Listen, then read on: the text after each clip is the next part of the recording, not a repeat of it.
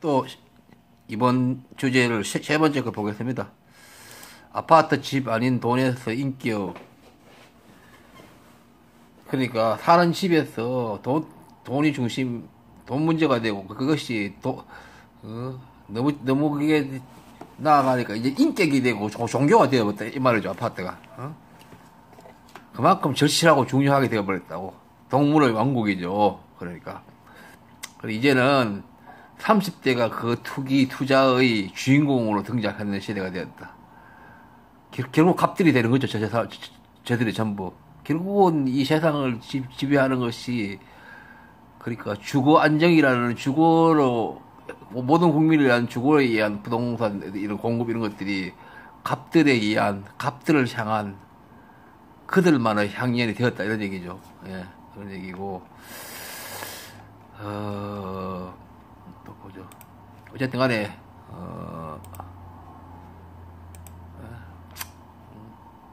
아파트는 집 아닌 어디, 돈이다 어디에 살겠느냐, 이 줄 섰다 이 말이죠. 이 줄 선 이유가 왜 뻔한 거 아닙니까?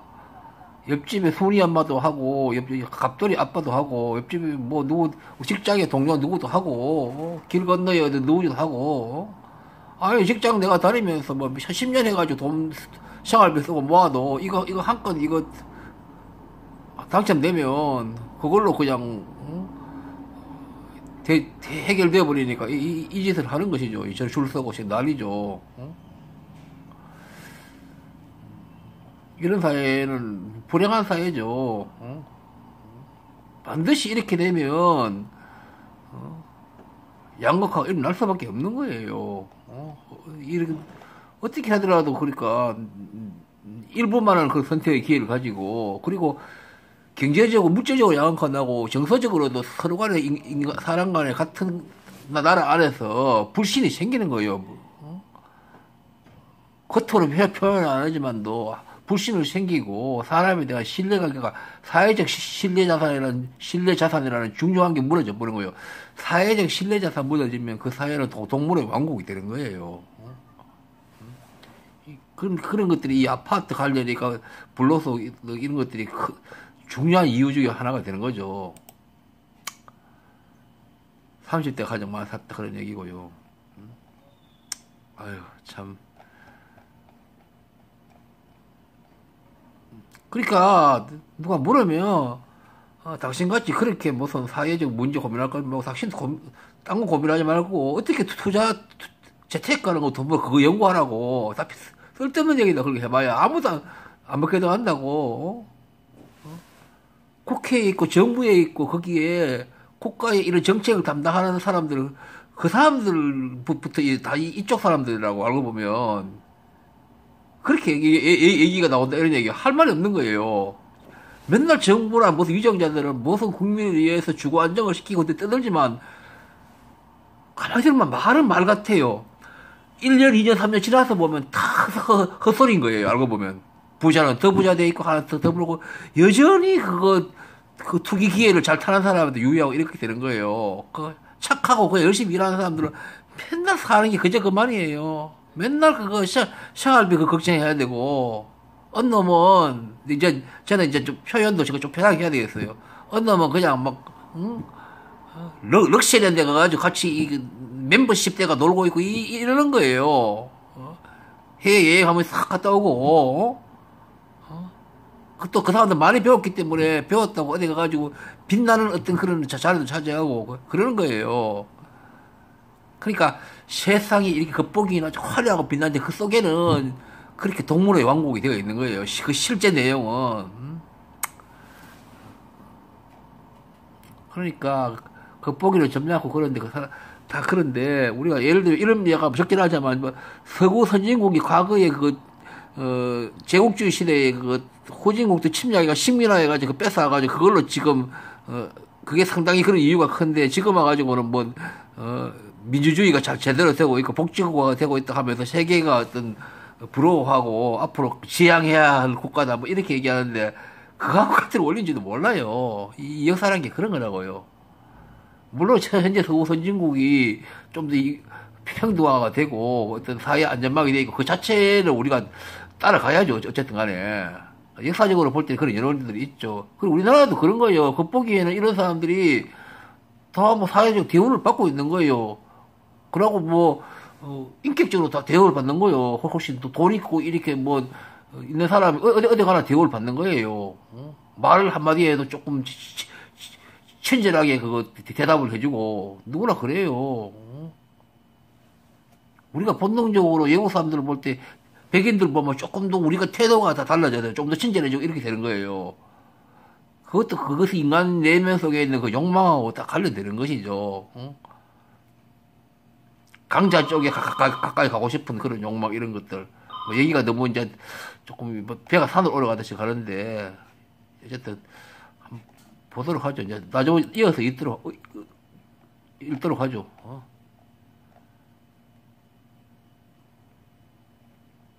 그러니까 여기에 지금 제 이 현재 주제와 관련된 한국 부동산이 왜 이렇게 되어 왔으면 딱 꼭 부동산만 얘기하는 게 아니고 저기는 근 30년 동안 한국에서 어떤 갑에 들기 위해서 추격전을 벌려온 한국의 역사에 대한 관련된 중심으로 얘기가 쫙 있어요.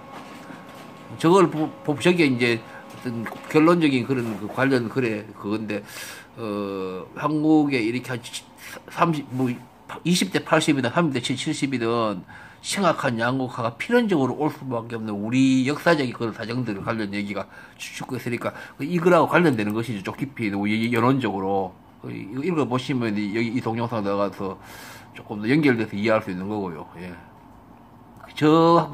여기 이거라고 지금 관련된 어떤 내용이라고 볼 수 있어요. 현재 이 글에서는 단지 부동산뿐만 아니라 이것저것 경제로 조금 넓은 범위 경제에서 이렇게 관련 그런 동영상인데요.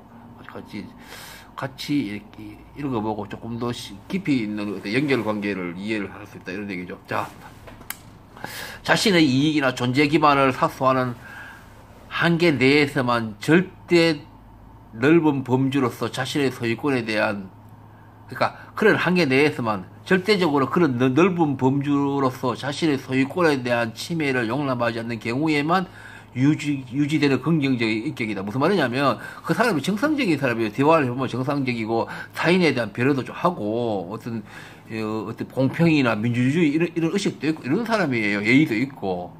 그런데 그런 사람도 그런 갑이에요. 갑이라고 무슨 밥맛 떨어지고 이런 건 아니에요. 당연히 교양도 있고 그런데 보면 그 사람들이 전부 대부분 다 그렇죠. 전부 다 넓은 범위에서 자신의 소유권, 자기 소유권이라는 것은 자기의 어떤 재산적 권리 있지 않습니까? 그 넓은 의미죠. 그게 그 경제적인 거죠. 넓게 보면 자기의 경제적 이익이나 기득권 이런 것을 침해되는 것을 용납하지 않는 그런 한계 내에서만 긍정적으로 사회에 행동하는 사람들이란 말이에요. 그게 올라갈 때 일반적으로 갑이라고 사는 사람들, 국민들이 뭐 20%도 30% 되는 사람들이 그 일반적인 인격이에요, 대부분. 일반적인 인격의 모델이라고 보면 맞아요. 그래서 무서운 거예요, 이게요. 겉보기는 저 사람이 안 나빠 보여요. 대한민국을 이렇게 불행한, 심각한 가불로 만들 사람으로 전혀 안 보여요, 겉보기에는. 물론 그 사람들 고의로 만드는 건 아니죠. 그 사람들 생리 양태가 인격의 어떤 모델, 성격, 구성이 그렇게 돼 있다 보니까 어쩔 수 없이 그것들이 모여가 대한민국이 심각한 이게 지금 양극화가 이걸 거의 바뀌기 어렵다 그런 얘기예요. 제 얘기는요. 그래서 참 난해하죠. 딱딱 잘라가 어느 하나로 단순히 설명할 수 없다 보니까. 그래서 제가 또 민주당 얘기 하는데 물론 민주당에만 있는 건 아니지만 민주당이 중요한 정당이고 집권 가능성도 항상 높은 정당인데 그 속에 있는 거기에 민주당의 지지자들 이런 사람들이 소드럽게 내가 볼 때는요. 거의 태반이에요, 태반.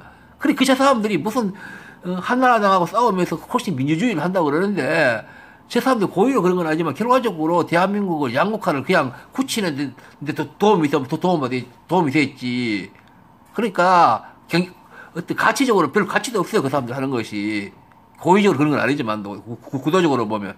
그래서 제가 민주당을 이 상태로는 한나라당 잡아도 뭐 말할 것도 없고 민주당이 잡아도 국민들 70%를 계속 힘들게 산다. 이 얘기를 자꾸 하는 거예요.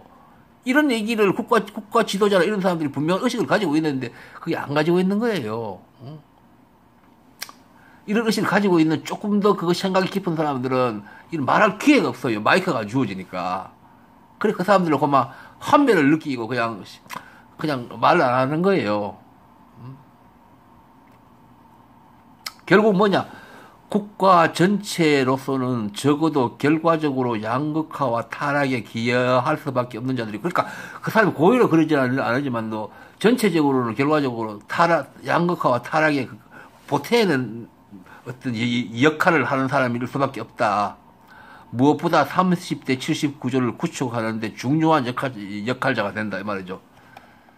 30대 70의 구조의 대한민국 30대 70 구조의 대한민국이라는 불행에는 갈수록 이들로부터 나오는 원인의 비중이 클 것이 틀림없다. 21세기 대한민국의 30대 70 구조와 관련하여 특히 주목할 자들이다. 이들이 다시 확인하면 모든 계층 상승을 향한 추격이 맹렬했던 세월 안에서, 그러니까 모든 계층 상승을 각각의 그 하층은 중층, 중층은 상승, 계층 상승을 맹렬했던 그런 어떤 시대가 지난 한 30년 정도 되었어요. 그게 아까 제가 위에 올려드린 그 파일에 나와요. 그 얘기가 좀 자세하게.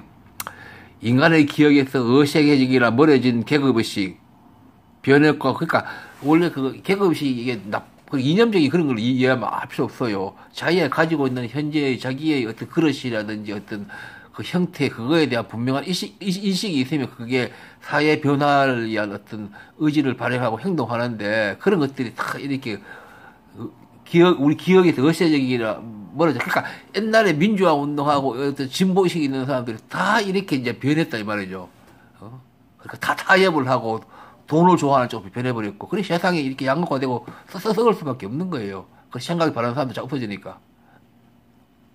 인간의 기억에서 과거에 가졌던 그런 어떤 자기 몸을 희생하면서 이렇게 희생하면서 했던 그런 어떤 민주주의라든지 평등 이런 데를 그런 했던 것들에 대한 기억이 어색해지기나 멀어진 계급의식이다 이 말이죠.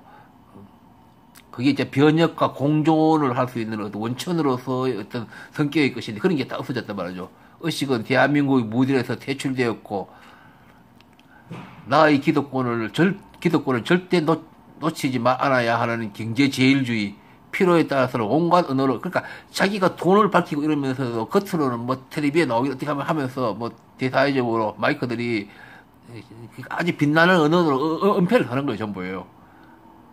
지금 유튜브 크리에이터가 이런 하는 사람들 중에 저런 사람 후드룩할 거예요, 보나 뭐나요. 그런 사람들 지금 떠들고 있어요. 그러니까 세상이 무서운 거예요, 알고 보면. 하는 정계제일주의가 압도하는 땅으로 국권이 안착했다. 그 기득권을 소유하게 된 원인이 권력 투쟁의 대가로서 낙하산으로 탔던 제도의 불합리 때문이었던, 노동자나 약자를 핍박해 가지고 얻은 그런 결과였던, 집단 이기심의 실행으로 얻은 갈취였던, 우리나라 집단 이기심을 통해서 이익을 얻는 게 많죠. 귀족 노조 이것도 그거예요. 그리고 아파트 브랜드 아파트 단지 그런 것도 다 그런 거예요. 세상에 어떻게 아파트 이름이 뭐냐에 따라서 그건 신분이 달라지고 그런 나라예요. 얼마나 그거 동물의 왕국이에요. 그러니까 노골적으로 말하면 거기 좋은 대학을 나오고 이 사람들도 있는 사실 그 자체로 말하면 전부 그러니까 소위 말하는 천박한 자본주의를 그 혜택을 다 입은 그런 사람이에요. 그러니까 편법이나 불법이었던, 전도된 관행이나 관습이었던, 투기의 바람에 기민한 성찰을 했던 결과였던, 운이 좋았던, 땀을 흘린 대가였던, 어쨌든 간에 그 경위가 무엇이었던, 대화, 배려, 개혁, 공존 등 긍정적 가치도 내 품에 착취한 것은 절대 빠져나가지 않는 한계 내에서만 인정이 되는 땅이 되었다. 좀 말이 좀 문학적인 표현이 되었는데, 그 모든 것도 결국 내가 가지게 된 기득권이나 내 소유권 이런 것들은 절대로 내 품에서 뺏기지 않고 빠져나가지 않는다는 그런 어떤 전제하에서만 어떤 좋은 가치 이런 것도 이제 인정을 하는 그런 세상이 되어버렸다. 그러니까 결국은 배려 같은 건 없어졌다 그런 얘기죠. 그러니까 그 배려가 안 없어졌는 같이 보여요. 지금 그러니까 외부적으로 저렇게 포장이 되기 때문에. 그리고 오늘날은 자기 과장하고 포장하는데 귀신 아닙니까? 모든 것이 눈만 뜨면 더 그렇게 유튜브도 그렇잖아요. 얼마나 그거 제목들이 그 거창합니까? 쎄잖아, 쎄요. 온갖 연구를 하고 그 짓을 하는 거예요. 컬러풀하고 저는 이게 기계치라가 잘 못해서 지금 이러고 있는데 그래 이거 뭐 이런 사람도 별로 없는가 봐요. 조회수도 없는데 내가 이러고 앉았어요. 어? 어? 내가 지금 한 달 내해도 다른 사람들 어? 좀 인기 있는 유튜브들 뭐 하루치도 조회수 안 나올 것 같아 보니까 지금 보니까요. 아이고 내 참. 하여튼 한 대까지 해보죠. 2018년 11월 현재 우리의 현실에서 고민할 것도 없어야 할 광주역 일자리가 지지부진한 것도 저 타락한 경제 제일주의를 그러니까 광주형 일자리형 이걸 내가 얘기를 좀 해야 되는데 시간이 없어서 그냥 지나갈게요. 저것도 쉽게 되어야 되게 정상적인 나라예요. 대한민국에서 3천, 4천만 원 봉급 주고 그게 국가에서 어떤 다른 보조를 해준다고 하면 그거는 얼른 돼야죠. 근데 저게 안 되는 거예요. 구조적으로. 귀족 노조인지 뭔지.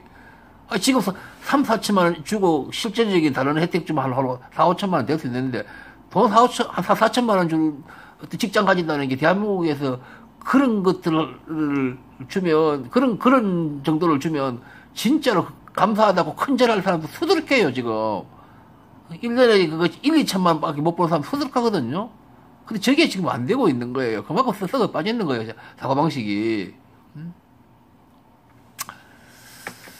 국가적 차원의 생산성에 장애를 주고 부정의로 인한 사회적 시대자산도 크게 훼손하고 있는 대한민국의 기종 노조의 이기심과 우리나라 그거 대기업 노조들은 심각해요. 민노총하고 제가 볼 때는 국가적으로 엄청난 어떤지 부담을 주고 있고 또 개개인 국민들에게는 아주 부당한 이런 어떤 결과를 만들어내고 있어요. 저 사람들이요. 그러면서 자기네 민주라고 그러고 뭐다 떠들고 있어요. 나잖아요. 그러니까 이기심과 이중성이죠. 이 대한민국이 도저히 비극의 30대 70 구조를 탈출할 수 없다는 비감을 절정에 이르게 한다. 비정규직 영세 자영업자의 고통이 끝도 없이 계속되는데 더 잘 사는 나라의 대기업보다 더 많은 연봉을 누리는 이 현실을 그 누구도 얻지 못하들까. 가끔 보면 내가 이 길어져서 끌으려고 그랬는데 못 끊겠는데 큰일 났네 이거. 가만히 보시 이거 하나 촛불 아이고 해야 되겠다. 그래도 가끔 보면 이 진보적이라든 진보 이런 유튜버나 이런 저런 팟빵 같은 데 보면 이 대기업 노조 그게 문제는 있지만도 그 사람들 봉급 깎으면 그거는 하향 평준화한다 이런 얘기를 해요. 나는 기사대기 한번 때리고 싶어요. 그 사람들은요 진실을 얘기하지 않는 거예요. 절대 그렇지 않아요. 호도 격차를 줄여야 되지. 무슨 하향 평준이에요. 그리고 오히려 그 사람들은 비정규직이나 이런 하청업체 봉급을 같이 올려가 상향 평준화해야 되는데 그거는요 웃기는 소리예요. 대한민국 그런 영향이 안 되는 나라예요. 냉정히 판단해야 돼요. 세계에서 경쟁력이 지금 없는 상태인데 뭘 그냥 세계의 기준에 맞게 보수가 높은 대기업은 조금 줄이고 밑에 올리고 이거 중간으로 서로 개입을 없애야 되는 거예요. 진실을 얘기해야 되지. 그러니까 진보하는 사람들이 참 보면 그래서 제가 진보하는 사람들 다 그런 건 아니지만 친잡 돈을 그래 좋아하고 그랬고 그런 생각도 그렇게 잘 이해를 못하는 사람들 많아요. 진보하는 사람들. 그러니까 가짜 진보예요. 제가 볼 때는요. 그러고 이해를 하면서도 일부러 그런 얘기를 안 하는 거예요. 자기 진영 논리 이런 걸 하려고. 그래서 내가 진보라고 민주당에 떠드는 친구들 보면 그냥 옆에 있으면 조금 교육 좀 시켰으면 싶어요. 그러니까 깊이가 없어요. 어떤 세상을 보는 실질지 시사고시를 보는 거예요. 어쨌든 촛불혁명과 같은 강력한 세가 부착된 집권 세력은 한 세기에 몇 번 있기 어렵다. 이 말을 했던 말 또 하네요. 그냥 읽고 나갈게요. 임기 초에 왜 이렇게 그런 게 개량을 해가지고 개혁이 확 나서지 않았나 그 얘기거든요. 그야말로 개혁의 기회였다. 그 촛불의 강력한 화력으로 집권의 시작과 동시에 대한민국의 근본 문제이자 근본 모순 그 자체인 대상들, 즉 대기업 기업 노조, 공조직, 부동산, 세금, 연금 등에 대한 척결에 나서야 했다. 이 얘기를 제가 소차했어요. 그러나 중요하기 때문에. 그러나 왜 그렇게 망설인지 이해할 수 없다. 소명의 실천으로서 투쟁했어야 함이 당연히이고 어떤 정권을 잡는다는 것은 이거 하늘로부터 소명받는 거예요. 이거는 그렇게 위정자들이 그런 의식이 있어야 되는 거예요. 어떤 소명의식. 어떤 그 투표회가 대통령이 되고 국회의원 되고 이런 거는요. 그런 의식이 이게 천박하니까 이 나라가 안 되는 거예요, 사람들이. 소명의 실천으로서 투쟁했어야 하며 당위이고 가능성이 이었음에도 가능했는데도 불구하고 그 전로의 기회를 흘러버리고는 집권 1년 반을 넘겨서야 포용성장 등 경제를 말하니 공허하게 들릴 뻔했다. 그러니까 이 문재인 정권에 대해서 저는 이런 부분에서 점수를 줄 수가 없어요. 인간적으로는 사람 자체에 대해서는 내가 어떤 좋은 인상을 가지고 있는데 어떤 정책 담당자가 정책적인 이런 것을 너무나 큰 실수한 거 이런 것 때문에 이거는 어떤 집권 어떤 직자로서는 점수를 줄 수가 없어요. 이거는요. 도저히. 왜냐하면 그 사람이 개개인이 아니고 어떤 국가를 대표하고 국민들을 그 대리로 나섰기 때문에 그 사람도 잘못해버리면 국가 전체가 손해를 보는 거예요. 국민 개개인이 전부 다 손해를 보는 거고. 그만큼 그 사람들 잘 해야 되는. 그래서 그 복잡한 게 돈 들고 어렵고 그거를 뭐 생날린 과정을 거쳐서 투표라는 것을 하고 이렇게 하는 거거든요. 왜 그렇게 엄청난 돈 들고 돈과 시간, 국가 에너지를 들여서 그 선거를 뽑아요. 그렇게 소명을 행사하라고 뽑는 거지. 아유, 이미 시기가 지나 될 리가 없으니 답답하다. 늦었지만 하나의 상징은 될 수 있고, 그래서 많은 국민들이 주시했던 삼성 바이오로직스에 대한 상장 폐지도 기어이 거부되어 버렸다. 얘기 더 이상 안 할게요.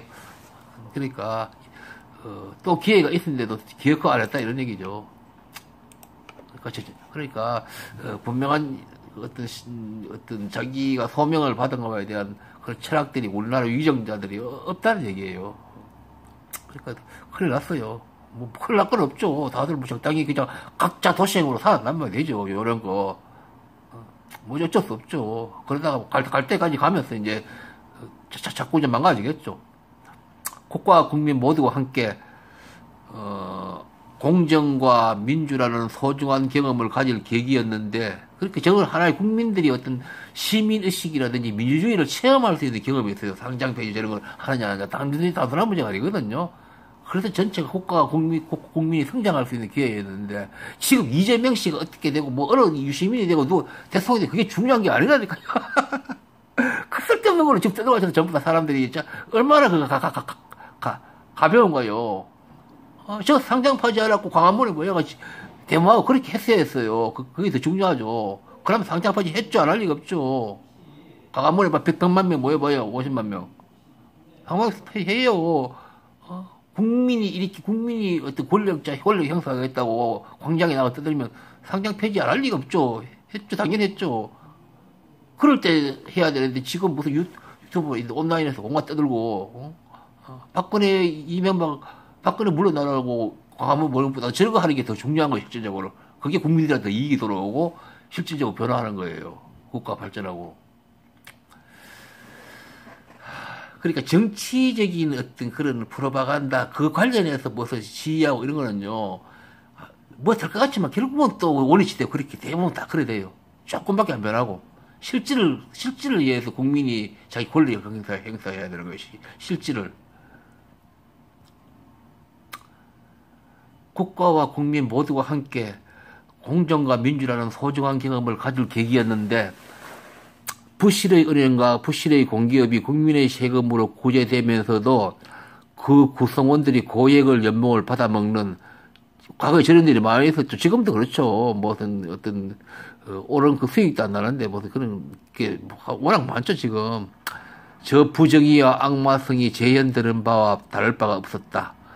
삼성공화국이라는 비아냥 그림이 단지 그 문제만 아니라 국민 의식의 진화와 국가의 건강성의 형성이라는 역사적 자산을 그런 것을 좀 다시 가질 수 있었는데 그것을 버린 것과 같다 이 말이죠. 그리고 어리석은 짓을 했다 이 말이죠. 그만큼 어떤 용기라든지 어떤 소명의식이 없었기 때문에 전부. 국민들도 그냥 착오를 해가지고 엉뚱한데 지금 무슨 에너지 낭비하고 있고 이런 거요. 이런데도 그막 광화문에 모여가지고 막 2, 3일씩 며칠 막 결정하기 전에 한 4, 50만 명 모여가지고 막 옛날에 2010년 촛불 하듯이 하면 상장 폐지 당연히 됐죠. 어디 감이 안 해요, 거기에.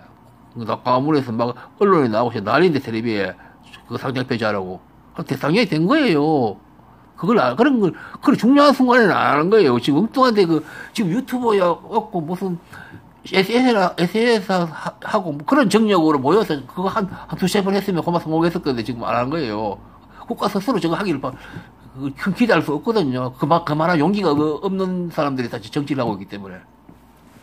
심사위원이 누군지 숨기는 거, 저것도 나빠요. 심사위원 안 알려준다는데, 저것도 그만큼, 엉큼한 거예요. 쉽게 말하자면요. 국민을, 엉큼한 거예요. 왜 숨겨요, 그걸. 주주, 투자자 보호, 대신인도, 저런 쓸데없는 소리하면서 다 펴져가는 거예요. 쓸데없는 건 아니지만도.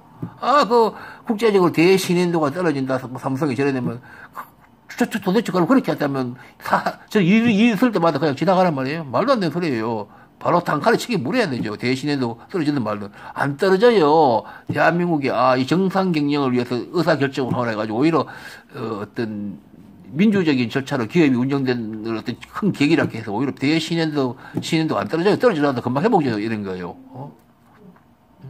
이재용 씨 감옥 가니까 삼성 주식이 오히려 더 떨어진 건 아니다 그러잖아요. 말장난하는 거예요. 저 인간들, 저 전문가라는 얘기. 심사위원이 누구인지 숨기는 것, 투자자 보호, 대신인도 저런 것들이 국민과 국가 위에 있다는 것인가. 설령 그렇더라도 국민과 국가가 우선이죠. 이거 옳기러졌네. 여기까지 하겠습니다. 예, 고맙습니다. 제가 올려놓은 참고 이 유튜브를 이거 읽어보시면 이거를 실질적으로 이해하는 데 도움 될 거예요. 이거 읽어보면, 예. 고맙습니다.